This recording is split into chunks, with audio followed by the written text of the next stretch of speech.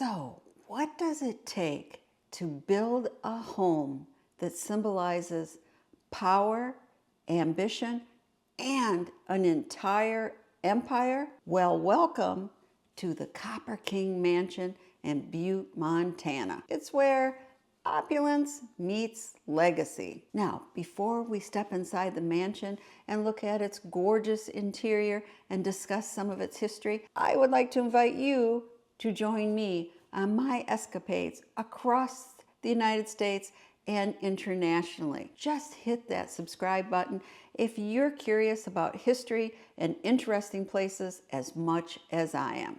But now, on with the show. In 1970, this mansion was added to the National Registry of Historic Places. Construction on the Copper King Mansion took over 4 years. It was started in 1884, and it cost, well, some say $250,000, some say $500,000, but a lot of money, and the most expensive house built at that time in all of Montana. And today, it'd probably be equivalent to about $15 million.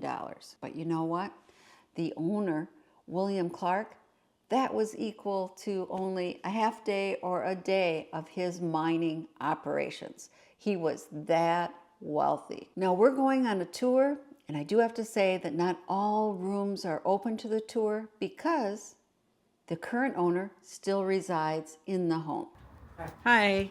I was just wondering if you guys could... As I walked through its doors, I couldn't help but marvel at the hand-carved woodwork and the vibrant frescoes adorning the ceilings. You know, step inside and you're greeted by hand-carved staircases, intricate parquet flooring made from imported woods, Persian carpets, and be sure to look up at the intricate and oh so beautiful frescoed ceilings painted by European-trained artisans.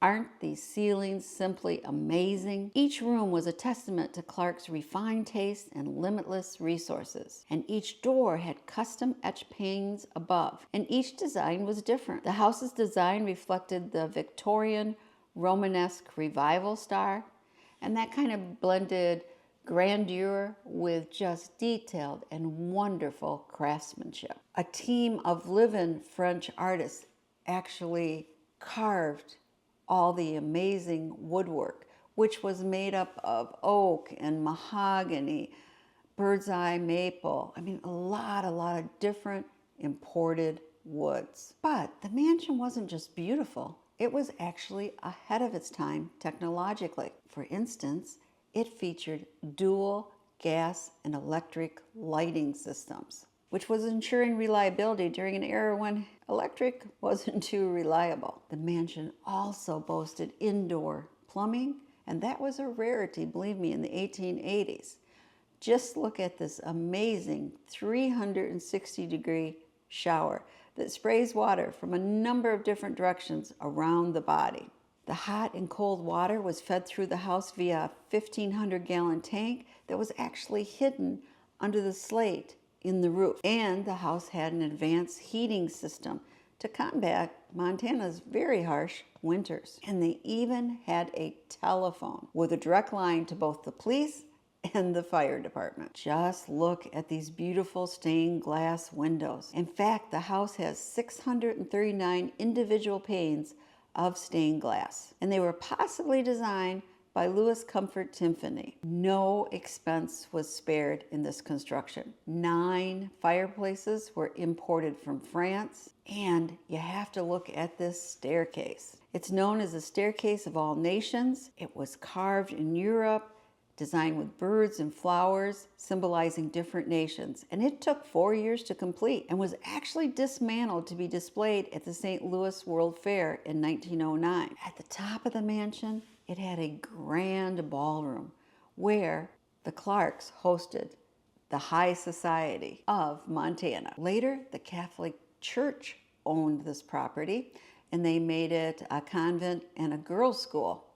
And the ballroom was transferred into more of a chapel. Now it's more of a mini museum containing a lot of different artifacts and outfits of times gone by. In some of the bedrooms there were different collections like this penguin collection and a very creepy, I thought, doll collection.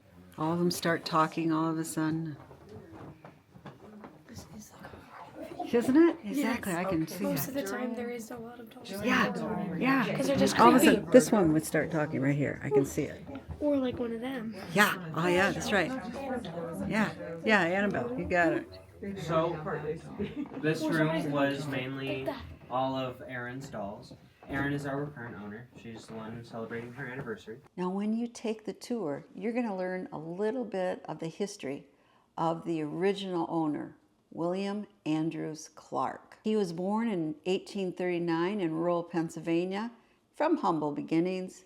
He worked his way west during the Pikes Peak gold rush of 1860, but he did not make his fortune in gold. Rather, it was copper. Because around this time, Butte was transforming into a bustling mining boomtown, and copper was essential for the new electrical industry. So, settling in Montana, Clark tapped into the state's rich copper deposits, which made him a very, very wealthy man. And he went on to build an empire that extended from copper to railroads, banking, and real estate. Adjusted for inflation, Clark's fortune would rate him as one of the richest people in history with over $3 billion. Now, by the late 19th century, Clark was only one of the three copper kings. We had Marcus Daly, F. Augustus Hines, and William Clark, and they competed fiercely over control for Montana's copper reserves. And Butte, Montana, was the center of that battle. Now, Clark's ambition also extended to politics. In 1899, he notoriously actually bribed Montana legislators to secure himself a U.S. Senate seat. And Mark Twain had this to say about it. He is as rotten a human being as can be found anywhere under the flag.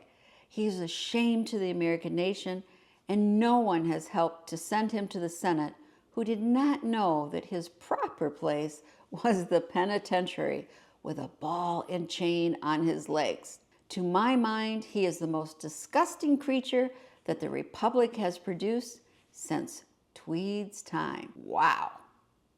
I think we know how Mark Twain really felt. And Clark had this to say, quote, "I never bought a man who wasn't for sale," unquote. And this Copper King mansion is just one of many of Clark's homes. He also owned a 121-room mansion on Fifth Avenue in New York City that at the time cost $7 million.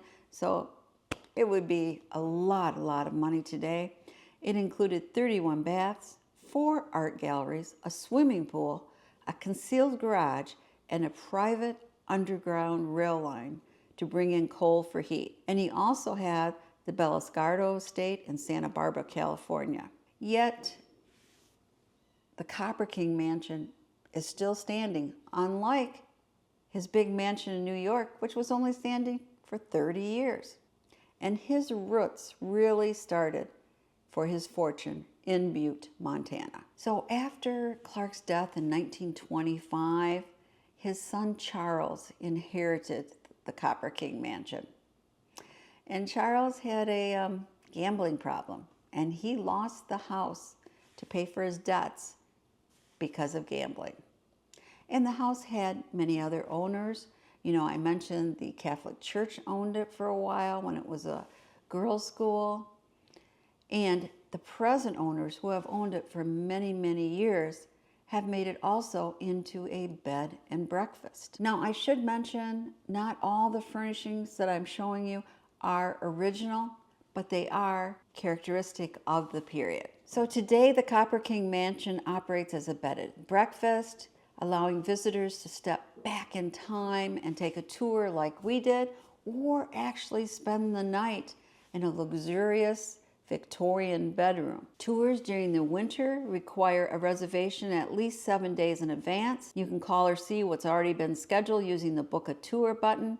And from May 1st to September 30th, walk-in tours are available at 10 a.m., 12 p.m., 2 p.m., and 3:30 p.m. And tours cost $20 a person. So the Copper King Mansion is more than just a home.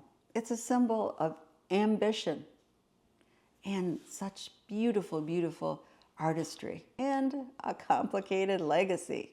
It stands as a reminder of the excess of the Gilded Age, as well as the enduring craftsmanship of the workers who helped make the Copper King Mansion as beautiful as it is. So if this journey back to the Gilded Age interests you, I hope you tap that like button and that subscribe button so you don't miss out on any more amazing adventures. Remember, adventure awaits.